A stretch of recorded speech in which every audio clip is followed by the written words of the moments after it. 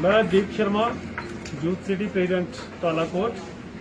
तो सबसे पहले मैं शुक्रिया करता हूं आप मीडिया वालों का जो आज आप हमारे पास आए और हम व्यापारियों की सुनवाई करने लगे हो। तो सबसे पहले मैं मीडिया के माध्यम से ये कहूँगा कि हमारे इस हॉस्पिटल में हमें बहुत ही प्रॉब्लम आ रही है, तभी हमने आपसे रिक्वेस्ट की कि आप हमारे पास आए, हमारी कुछ बात सुने। सबसे पहले ये कि यहाँ के जो एडमिनिस्ट्रेशन है वो काम तो बहुत अच्छा कर रहे हैं, लेकिन एक बात मैं बोलूँगा कि हमारे हॉस्पिटल में फैसिलिटी की कमी की वजह से हम यहाँ के जो एक तो कोविड-19 इस समय आपको पता है कि बहुत तेजी से बढ़ रहा है, तो यहाँ पे जो पेशेंट है यहाँ से रेफर करते हैं रजौरी। तो मैं मीडिया के माध्यम से आप लोगों को ये कहूँगा कि यहाँ पे हर फैसिलिटी है, यहाँ पे वेंटिलेटर भी है, ऑक्सीजन सिलेंडर भी है, लेकिन यहाँ की जो एडमिनिस्ट्रेशन है वो शायद परमिशन नहीं दे रही यहाँ के अपने हमारे जो है बीएमओ साहब को कि वो यहाँ पे ये ऑक्सीजन सिलेंडर या अपने कोई भी पेशेंट यहाँ पे रख पाए, क्योंकि यहाँ से पेशेंट वो कर रहे हैं रेफर रजौरी।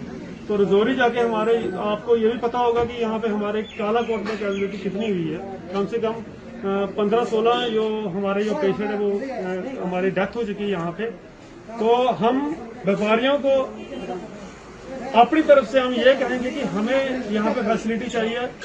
एक चीज और कि हमें एक तो सुविधा हमें ये वाली चाहिए कि हमें वेंटिलेटर यहाँ पे मिल जाए। दूसरी एक चीज और मैं आप लोगों से कहूंगा कि हमें ऑक्सीजन प्लांट चाहिए। हर सीएचसी में ऑक्सीजन प्लांट मिला है। हमारे जुगल किशोर जी कम से कम उन्होंने 15 ऑक्सीजन प्लांट दिए हैं। कालाकोट बीच में छोड़ दिए। 2 ऐसे जगह हैं जहाँ पे कालाकोट है तो एक त्रियाट जो छोड़ दिए हैं। मैं ये पूछना चाहता हूँ क्यों, अगर वोट चाहिए होती तो वो यहाँ पे आ जाते हैं और कम से कम 29,000 लगाते। कालाकोट यहाँ पे तो इंसान ही बसते हैं ना, यहाँ पे कोई जानवर थोड़ी बसते हैं। तो मैं एक चीज ये कहूंगा कि हमें ऑक्सीजन प्लांट चाहिए।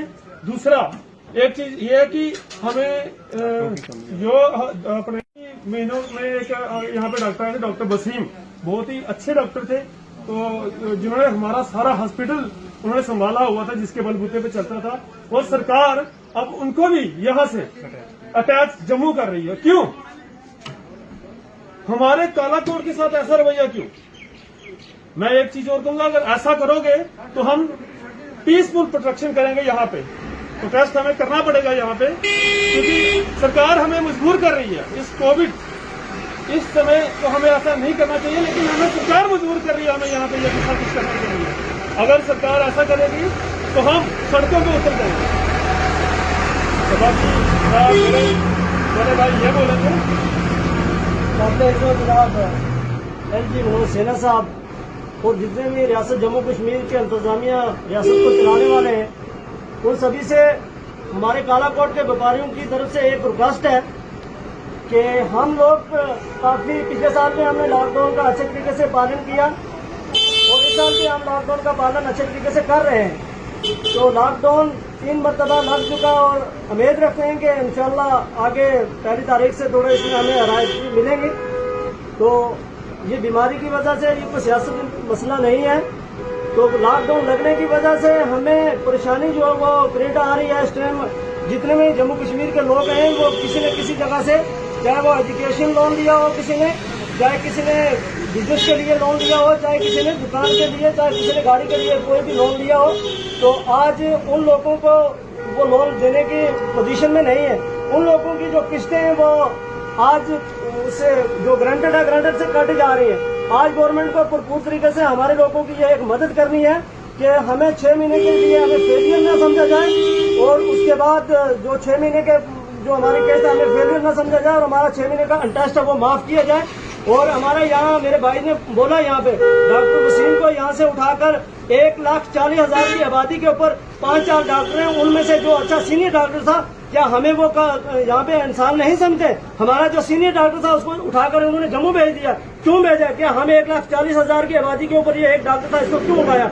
बाकी दूसरा मसला ये है हमारा कि वेंटिलेटर का सिस्टम है, जो किसी को, मेरे भाई ने कल बोला कि यहाँ पे जरूरत नहीं है, चाहे 1,40,000 की बादी को यहाँ पे उसकी जरूरत नहीं है। और जो हमारा बीएमओ साहब है अच्छे तरीके से कर रहे हैं, हम खुश हैं उनके सिस्टम से भी कि जो हमारे 5 बेड का जो गाँव में सिस्टम कर रहे हैं, ऑक्सीजन का भी एक है, वो 5 बेड का हॉस्पिटल लगा रहे हैं हर पंचायत में, उसका भी हम शुक्रगुजार हैं।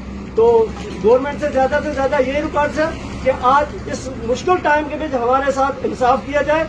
और हम इस टाइम गरीब मजलूम लोग हर टाइम पीछे जा रहे हैं, कोई रेडी वाला है, कोई व्यापारी है, कोई किसी भी किस्म का, उसके ऊपर इस टाइम इंसाफ करने की जरूरत है। हम बहुत मजबूर हैं इस टाइम, हमारे साथ भी मदद कीजिए। हम आज उस 5 किलो अनाज को लेकर कहाँ जाएंगे, वो किसी को मिलता है, सबको नहीं मिलता है। हम पूरी तरीके से इस टाइम जितने भी व्यापारी लोग हैं वो मारे गए हैं, तो हमारे साथ इंसाफ किया जाए। पूरे जम्मू कश्मीर हम कदम के साथ कदम मिलाकर जम्मू कश्मीर की गवर्नमेंट के साथ चल रहे हैं, तो आगे भी चलेंगे, हम हारेंगे नहीं। हाँ, दूसरे एक बात यह है, पूरी आवाम को मेरी तरफ से भी हाथ जोड़कर रिक्वेस्ट है, मास्क है जो ये जरूरी है, और वैक्सीन है जो ये जरूरी है। हर आदमी को वैक्सीन मिलनी चाहिए, हर इंसान को मास्क है ये लगा कर रखना चाहिए। बाकी जब हम खुद ही इस चीज के लिए तैयार नहीं होंगे, आगे एक लॉकडाउन के लिए फिर हमें तैयार होना पड़ेगा। इसलिए हमने अपने जिम्मेदारी निभाते हुए हमने खुद अपने आप को ख्याल रखना है। तो रिक्वेस्ट है गवर्नमेंट से कि अब आगे लॉकडाउन इससे ज्यादा न बढ़ाएं, थोड़ा वक्फा देकर हमें भी अपने कारोबार को बढ़े चाड़े। शुक्रिया, इसी पे मैं अपनी बात को खत्म करता हूँ।